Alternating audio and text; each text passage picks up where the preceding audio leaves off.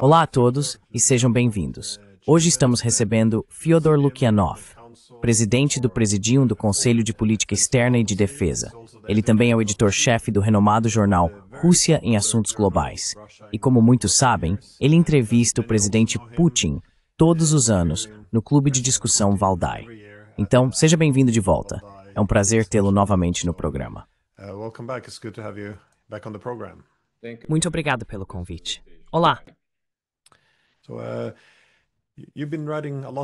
Você tem escrito bastante ultimamente sobre as conversas entre os Estados Unidos e a Rússia em relação à possibilidade de encontrar uma nova forma de cooperação, até certo ponto, independentemente do que aconteceu na Ucrânia.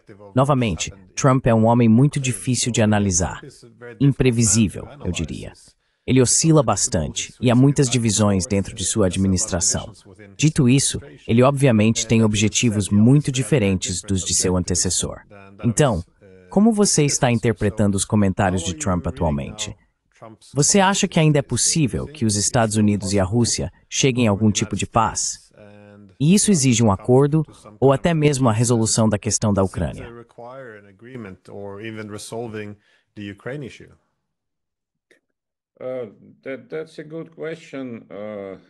Essa é uma boa pergunta. Eu discordaria um pouco da caracterização do presidente Trump como imprevisível. Sabe, acho que já o conhecemos bem depois de vários anos. Seu primeiro mandato, o tempo entre eles e o mandato atual.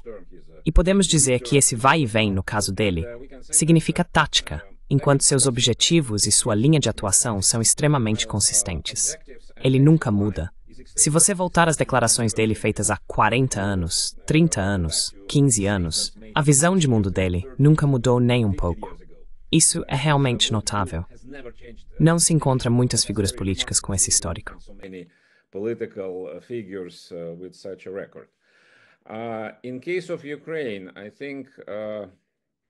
No caso da Ucrânia, acho que o ponto número 1 é que as pessoas na Rússia, aqueles que analisam Trump, e acredito que o Sr. Putin também, partem do pressuposto de que, no fim das contas, é do interesse dele se desvincular dessa questão.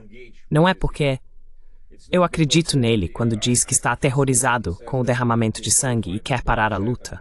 Nesse caso específico, acho que ele é sincero.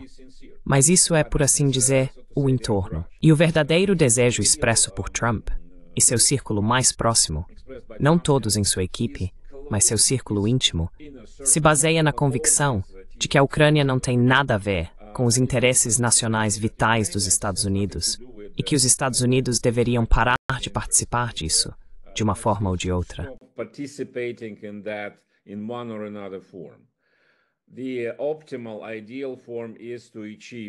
O resultado ideal e ótimo é alcançar uma paz sustentável e, claro, proclamar isso como um enorme, brilhante e grande sucesso do grande presidente. Talvez até se candidatar a um prêmio Nobel da Paz em seu país. Mas esse é o programa máximo. Caso contrário, e não parece muito provável neste momento, ao menos desengajar e minimizar os riscos para os Estados Unidos de fazer parte dessa questão extremamente complicada. E voltando à avaliação russa, acho que algumas pessoas acreditam que se Trump quiser, então há um espaço maior para a Rússia não fazer concessões, porque, no fim das contas, também é do interesse dele parar ou se desengajar. É possível chegar a um acordo. Sim e não.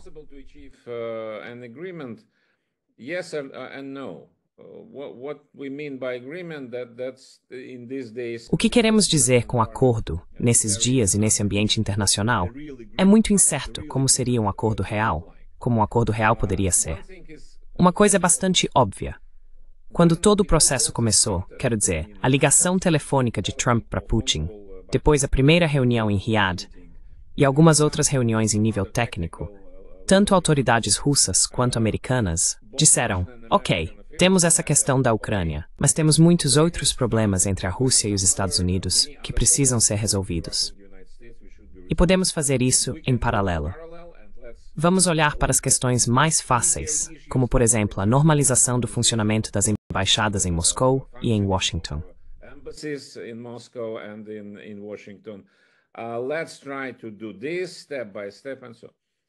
Vamos tentar fazer isso passo a passo. Pelo que entendo agora, nada está acontecendo. E a questão ucraniana é a questão central. Sem qualquer progresso nessa área, não podemos esperar nenhum outro avanço, seja nos negócios, na diplomacia ou em qualquer outra coisa.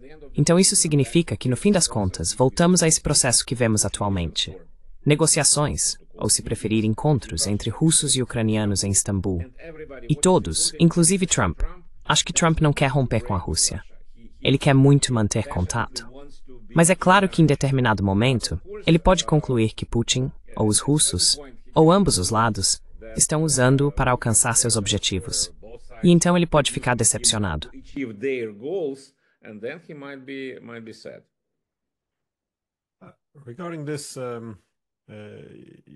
Sobre isso, aliás, deixe-me dizer, essa ideia de que Trump tem objetivos consistentes e táticas mutáveis é na verdade um ponto muito válido. Eu não distingui isso corretamente antes. Mas quanto à questão de a Rússia ter esse cálculo de que não há necessidade de fazer concessões reais porque Trump quer isso não deixaria de levar em conta que Trump meio que está um pouco isolado entre as autoridades dos Estados Unidos.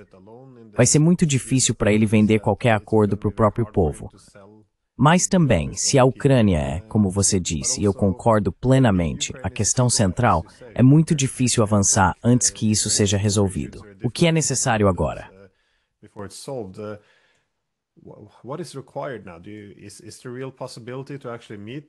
Existe realmente a possibilidade de chegar a um consenso? Percebi que grande parte do foco, como você também apontou, está na questão territorial. Mas é claro, a questão territorial, ao que me parece, é mais uma consequência do fracasso em resolver um problema mais amplo. Então, qual é exatamente a demanda da Rússia aqui? Em que pontos ela poderia possivelmente fazer concessões e em quais ela certamente não pode?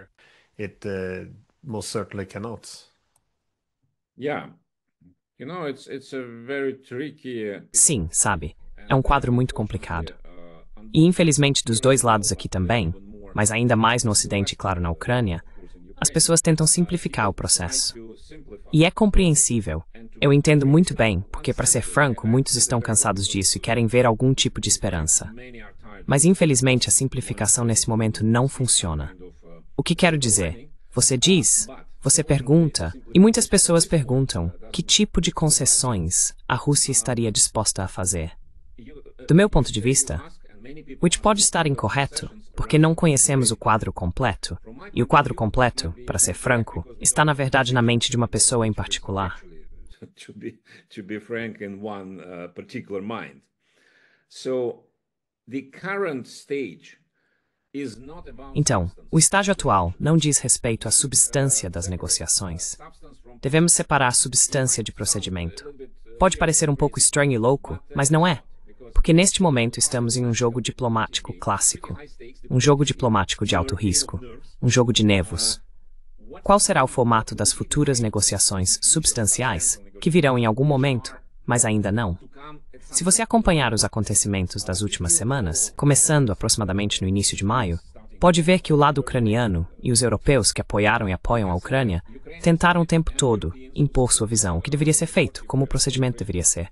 Primeiro, cessar fogo, depois negociações. Putin deveria negociar pessoalmente. Putin should negotiate himself. The only person with whom Zelensky will speak is Putin. A única pessoa com quem Zelensky está disposto a conversar é Putin. Se não for Putin, então ninguém, e assim por diante. O que acontece na realidade é que nenhuma das exigências ucranianas e europeias foi considerada ou atendida, é claro. Pelo contrário. Respondendo a essas exigências, sem mencioná-las, aliás, Putin oferece outra coisa. Propõe um modo diferente, um quadro diferente. A Ucrânia rejeita imediatamente, mas depois aceita. Foi o que aconteceu nas negociações de Istambul, quando Zelensky disse primeiro que só uma pessoa seria bem-vinda, o Sr. Putin. Caso contrário, esqueça. Depois ele disse tudo bem, eles vão enviar uma delegação técnica de pessoas desconhecidas. Nós faremos o mesmo. E então ele envia uma delegação de status mais alto do que a russa, e assim por diante.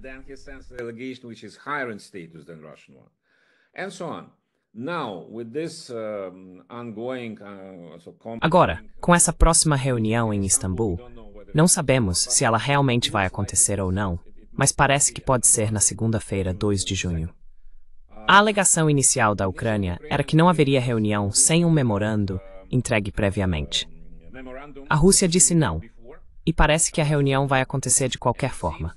Então, por que eu acho isso importante? Você pode ver isso como um jogo de tronos bobo ou algo assim, mas não é. Porque Putin é uma pessoa jurídica, com formação em direito. Ele acredita, pode soar estranho para o nosso público ocidental, mas ele acredita em procedimentos e normas. Claro, o entendimento dele sobre procedimentos e normas não é o mesmo que o entendimento típico de uma ordem baseada em regras, mas é um entendimento muito claro. É por isso que ele, por exemplo, insiste em levar em conta a questão da legalidade e da legitimidade de Zelensky, seu mandato presidencial, que expirou, e assim por diante.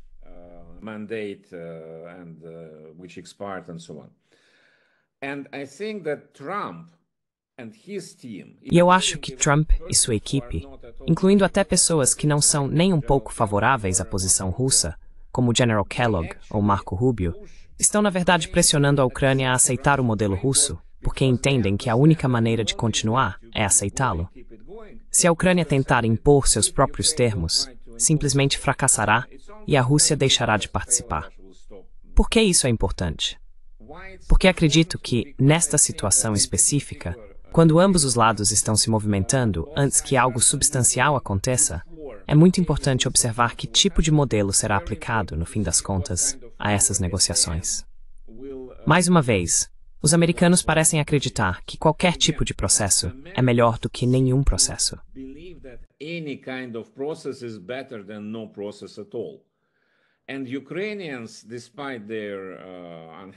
E os ucranianos, apesar de sua insatisfação com isso, entendem, eles são experientes o suficiente.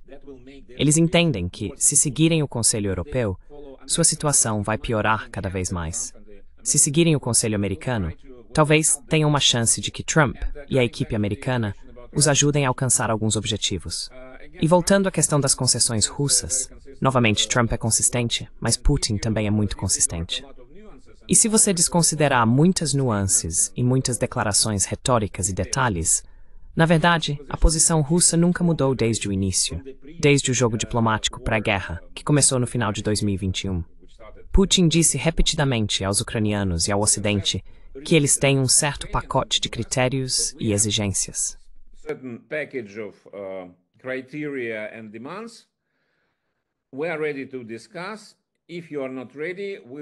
Estamos prontos para discutir. Se vocês não estiverem prontos, voltaremos depois de um tempo. Mas então as condições serão piores para vocês. E até agora, é isso que tem acontecido. Cada rodada subsequente é muito pior para a Ucrânia, em termos da situação geral, do que a anterior. Temo que desta vez veremos outra encarnação do mesmo padrão, e não será a última. Então, voltaremos às negociações novamente depois de um tempo. E esse tempo pode ser uma combinação de aumento das atividades militares, já vemos isso agora dos dois lados, enquanto continuamos tentando moldar o quadro das negociações.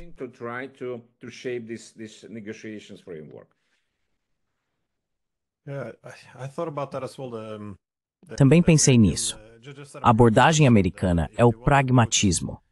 Se eles querem exercer alguma pressão para aproximar as partes, os Estados Unidos já não têm mais influência sobre a Rússia. Já enviaram todas as suas armas e aplicaram todas as sanções. Então, de certa forma, eles precisam pressionar Zelensky e os europeus. Mas por trás desse jogo diplomático entre Ásia e Rússia, é claro que existem muitos outros cálculos. Obviamente, os Estados Unidos precisam ser cautelosos em relação à sua própria oposição interna. Para Zelensky, também é limitado o que ele pode aceitar, ao que parece. Se ele abraçasse totalmente e de imediato o formato americano-russo, provavelmente teria grandes problemas com vários grupos nacionalistas.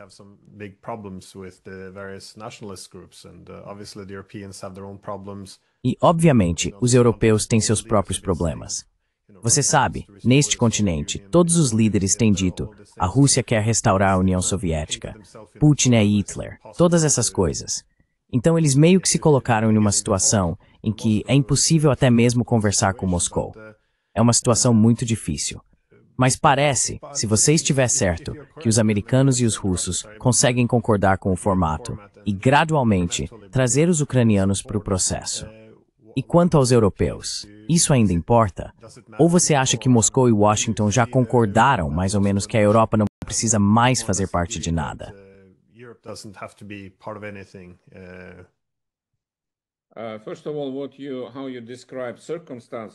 Antes de tudo, a forma como você descreve as circunstâncias está absolutamente correta.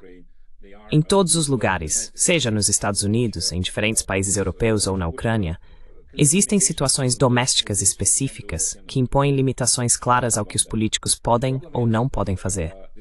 Não há dúvida quanto a isso. O problema é que a escala dos acontecimentos que estamos acompanhando há muito tempo ultrapassou o processo político mais ou menos normal.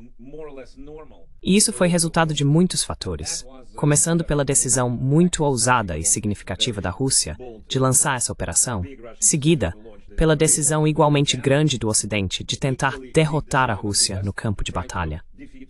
E isso criou uma outra escala, uma outra dimensão para toda a situação.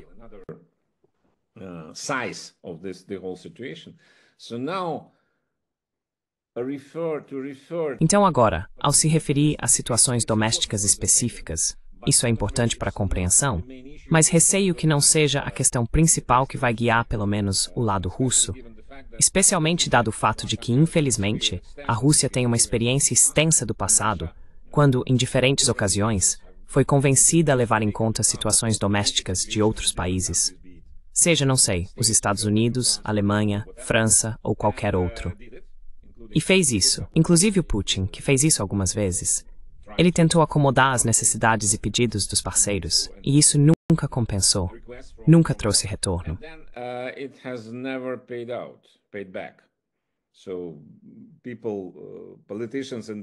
Então as pessoas, os políticos no Ocidente, os líderes no Ocidente, eles absorveram essas ações e depois as esqueceram. Agora temo que a Rússia haja de forma consistente, com base no fato de que a atmosfera política pode mudar, seja onde for, mas os fatos no terreno não mudarão. E é por isso que há essa insistência muito firme: parar os combates apenas depois que um acordo básico for alcançado. Porque com um acordo básico é possível mudar algo diplomaticamente. E, para ser franco, na tradição russa, na história da diplomacia russa, não há muitos exemplos em que a Rússia tenha conseguido mais depois de interromper as atividades militares.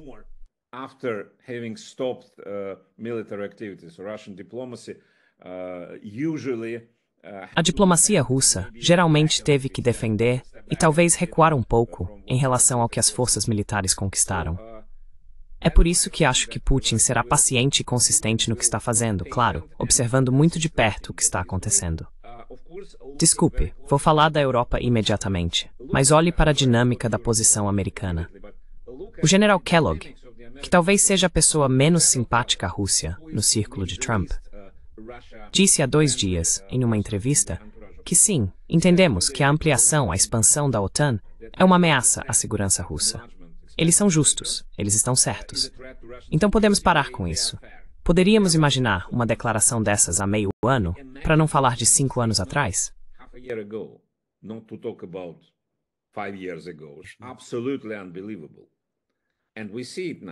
Absolutamente inacreditável. E estamos vendo isso agora. Isso, é claro, alimenta a Rússia. E, novamente, não é Witchcoe. Não é que Trump seja a pessoa mais belicista do governo, mas sim a pessoa que é belicista, mas com uma mentalidade realista, o que é importante. E é por isso que acho que a liderança russa, e Putin em primeiro lugar, acreditam que estamos, no fim das contas, no caminho certo. Muito devagar. O preço é alto, mas ainda assim. Sobre a Europa, por enquanto.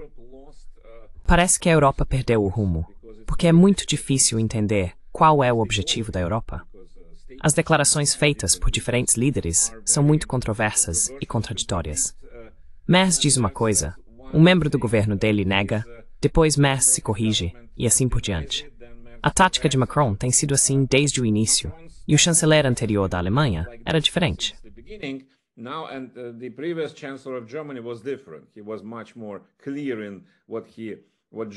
Ele foi muito mais claro sobre o que a Alemanha fará e o que a Alemanha não fará. Merz está tentando adotar a abordagem de ambiguidade estratégica de Macron. Ok, tudo bem, mas isso não contribui para a percepção da Europa como um parceiro realmente confiável. E eu acho que neste momento, até os ucranianos estão começando a entender que a Europa desempenha um papel bastante provocativo, instigando a continuação da guerra e dos combates, sem realmente ter a intenção séria de ajudar a Ucrânia. Essa é a diferença entre a América de Biden, por exemplo, e a Europa de hoje. Porque a equipe de Biden, independentemente do que pensamos sobre eles, foi séria ao apoiar a Ucrânia por meios militares e outros, com razão ou não. Isso é outra questão. A Europa fala como Biden, mas são coisas completamente diferentes. E acho que todos entendem que a Europa é incapaz de apoiar a Ucrânia no nível que será necessário para continuar uma grande guerra contra a Rússia.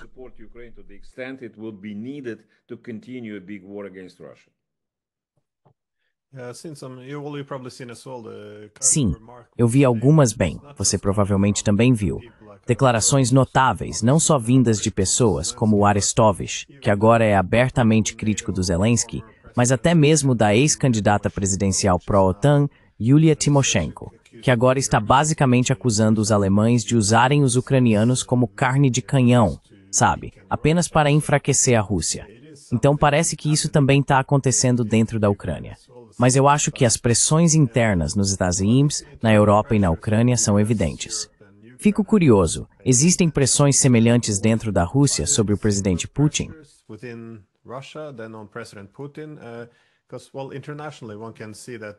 Porque, bem, internacionalmente pode-se ver que parece que agora, pelo menos no início, os países estavam um pouco ambíguos sobre qual posição tomar, já que isso poderia ir para qualquer lado. Mas agora que está se tornando evidente que a Rússia está vencendo ou já venceu essa guerra, você vê países da China à Sérvia se tornando menos ambíguos e se inclinando para o lado da Rússia. Por outro lado, eles estão mais confiantes, pelo menos em não enviar armas e coisas do tipo para o oponente. Enquanto isso, você vê países como a Alemanha, agora aparentemente contemplando entrar em uma guerra direta com a Rússia ao enviar esses mísseis Taurus.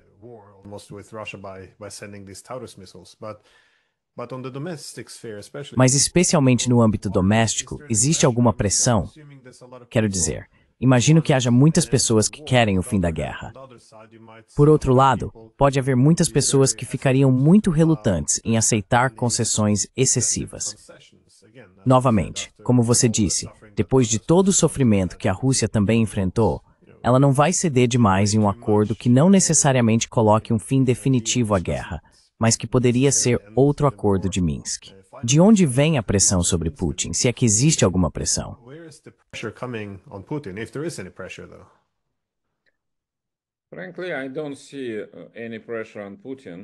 Francamente, não vejo nenhuma pressão sobre Putin. Como você sabe muito bem, o sistema político na Rússia é diferente das democracias liberais. Eu nunca diria que a opinião pública não importa aqui. Na verdade, é o contrário. Ela é muito importante. E aqueles que tomam decisões, incluindo o próprio presidente, monitoram diariamente o que as pessoas pensam e sentem. São os institutos de pesquisa. É quase como nos Estados Unidos agora. Os pesquisadores de opinião estão entre as pessoas mais importantes. E eu acho isso muito correto e justo nessa situação de força maior, como uma guerra. Mas até agora, pelo que posso entender e julgar com base no que sei, não há sinais de qualquer influência que possa ser exercida por alguém sobre Putin para pressioná-lo a acelerar um acordo de paz.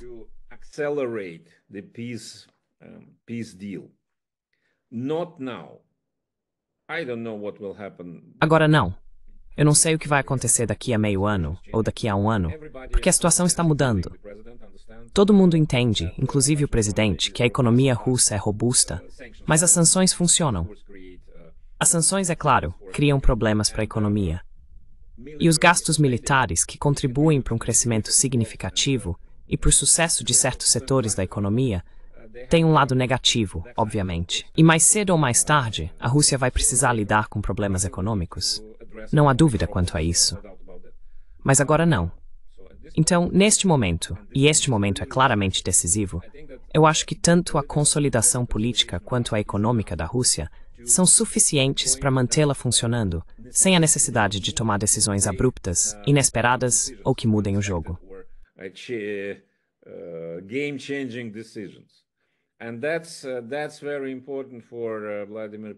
E isso é muito importante para Vladimir Putin, porque, como mencionei, ele é uma pessoa extremamente paciente.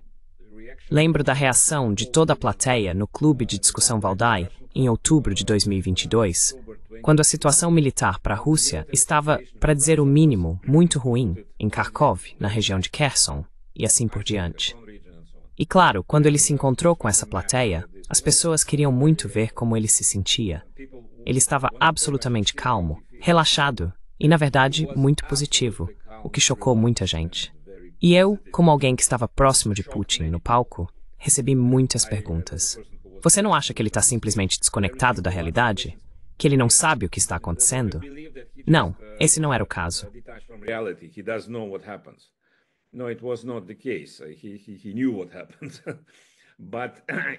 Ele sabia o que tinha acontecido.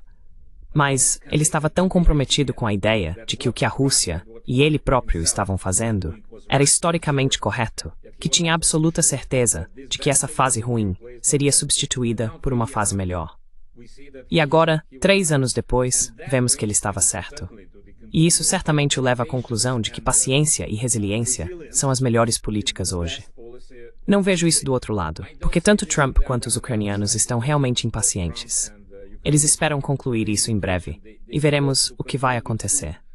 Claro, a Rússia também tem desvantagens, mas, nessa situação, acho que a abordagem de Putin é mais sólida e estável.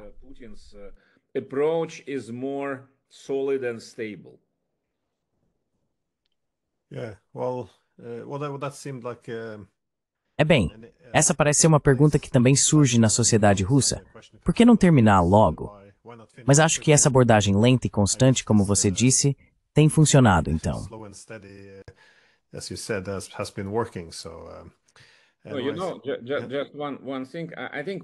Sabe, só uma coisa. Acho que discutimos isso com você em um dos podcasts anteriores. Só quero lembrar ao nosso público a diferença básica. As pessoas no Ocidente acreditam, com base na experiência dos países ocidentais em conflitos e guerras anteriores nas décadas de 1990 e 2000, que o resultado de uma guerra deve ser uma estratégia de saída. Como parar, como se retirar.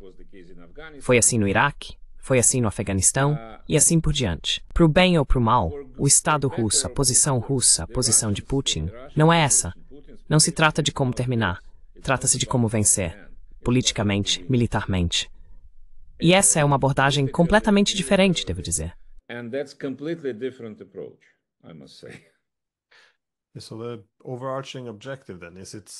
Então, o objetivo principal ainda é basicamente pôr fim à arquitetura de segurança do pós-Guerra Fria. Se você define isso como a aproximação gradual da infraestrutura militar da OTAN cada vez mais perto da fronteira russa, é isso que Putin quer evitar, seja por meios diplomáticos ou militares.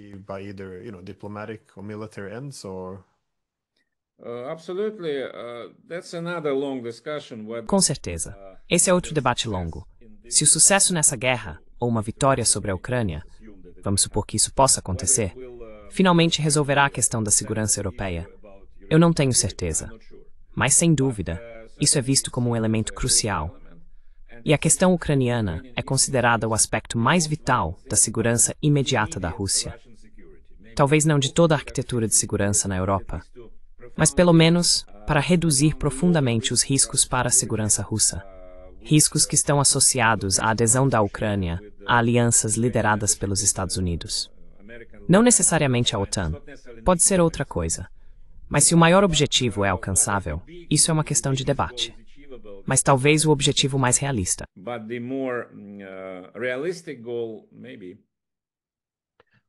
Bem, esse é um assunto que podemos discutir na próxima vez. Então é isso. Obrigado novamente pelo seu tempo. Eu agradeço. Atua.